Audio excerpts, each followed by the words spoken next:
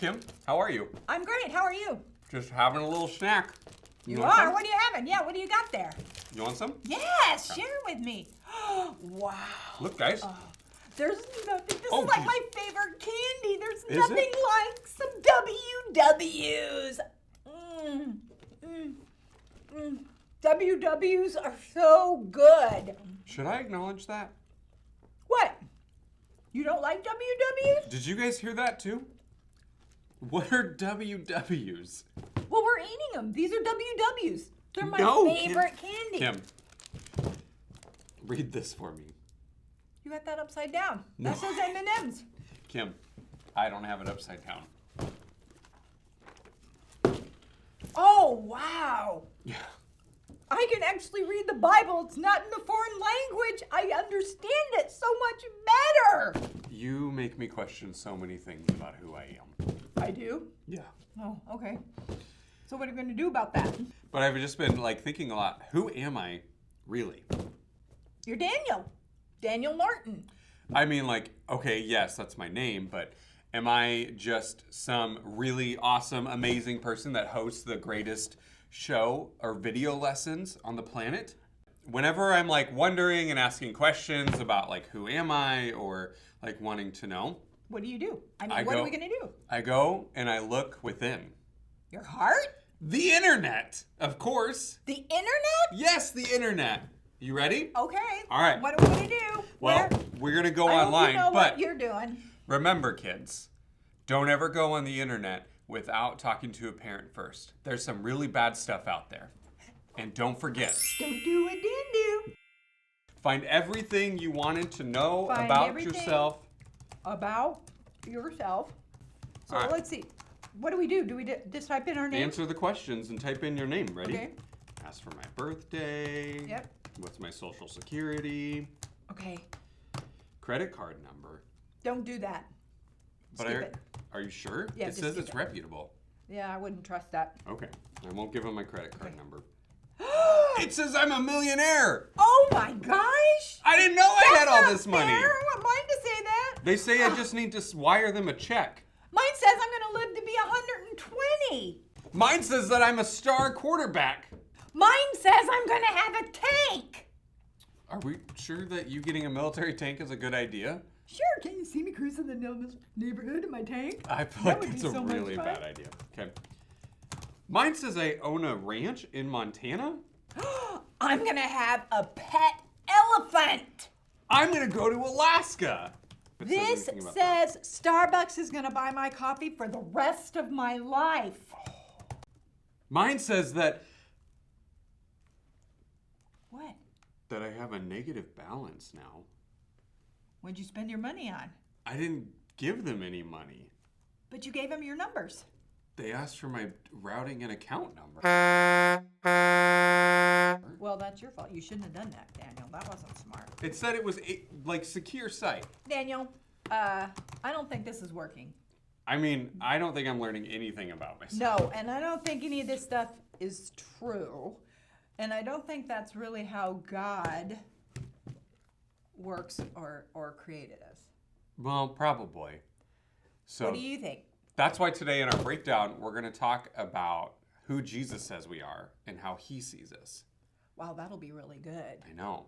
And then we can come back and learn more about ourselves. Yes, let's see what else it says. Okay. It'll be fun. All right. Kick it over to Cassandra.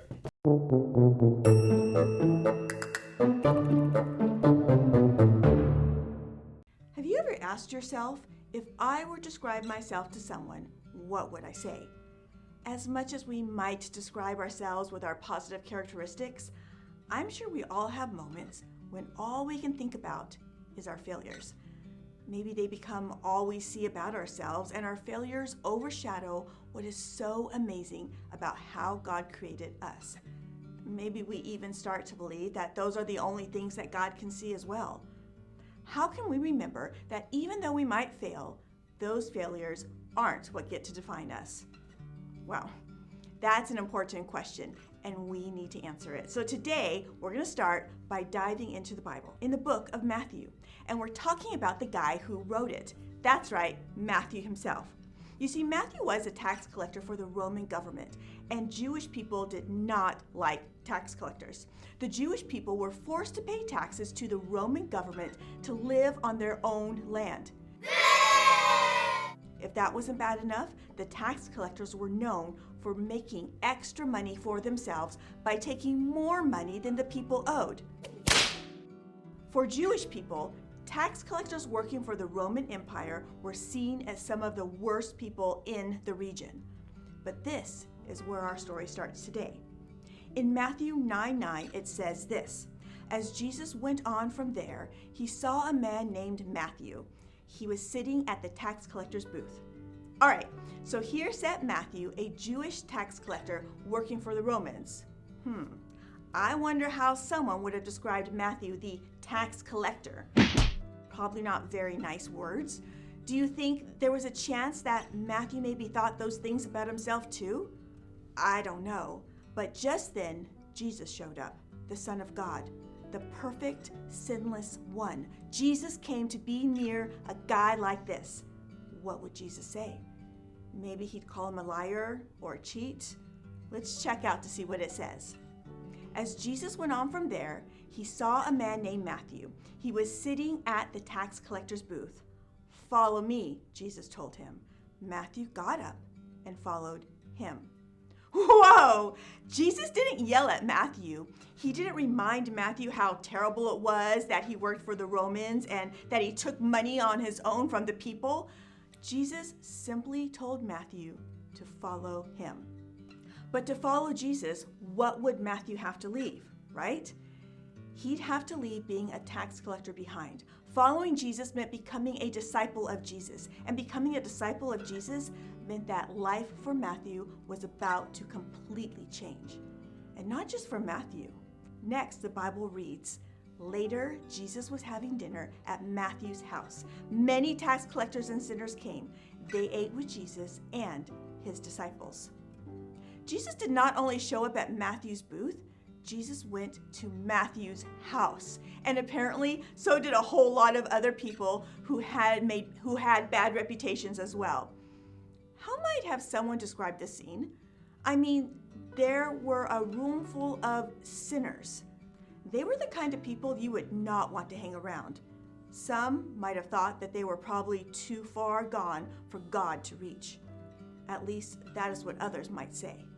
But again, here was Jesus pulling up a spot at the dinner table with them. And Matthew and the disciples weren't the only ones who saw this. This is what it says next.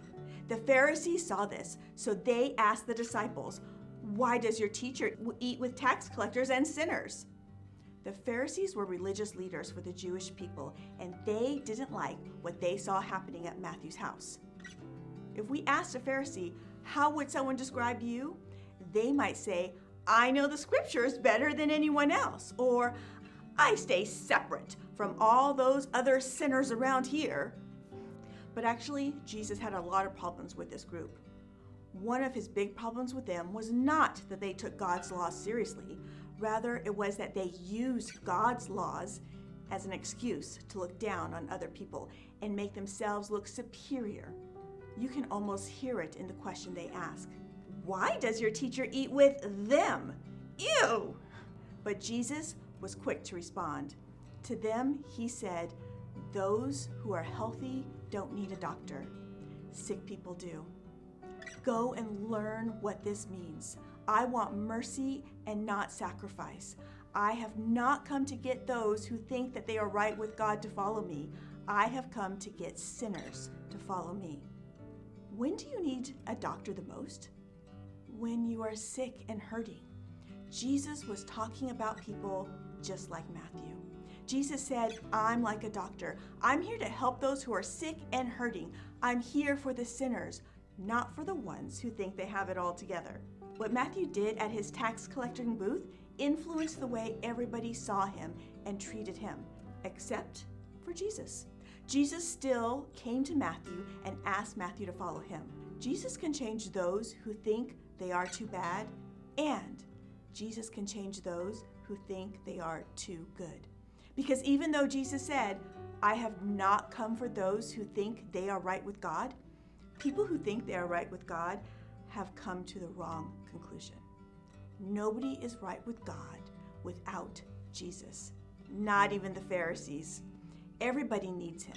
Matthew saw it, the sinner saw it, but sadly, not everybody does. Let's ask this question. How does God describe you? Loved by God, created in God's image, worthy of forgiveness, one who Jesus was sent for. All of these are true. True for Matthew, true for the Pharisees, true for you and for me. Let's be honest for a moment. Are we ever guilty of doing what the Pharisees did in this story? We make snap decisions about people and give them a reputation based on the mistakes they have made. We might say, oh no, not that kid, or they never do anything right. But then we turn around or label others or ourselves by saying, oh, that kid, they do everything right. It's easy to start believing the descriptions about other people or about ourselves. The tax collector is the villain and the Pharisee is the hero to most people. But Jesus said they both need God. And God's description of you is the only description that counts. Loved by God, created in God's image, worthy of forgiveness. One who Jesus was sent for. This is how God sees you. Is it how you see yourself? Our big idea today is knowing Jesus changes how you see yourself.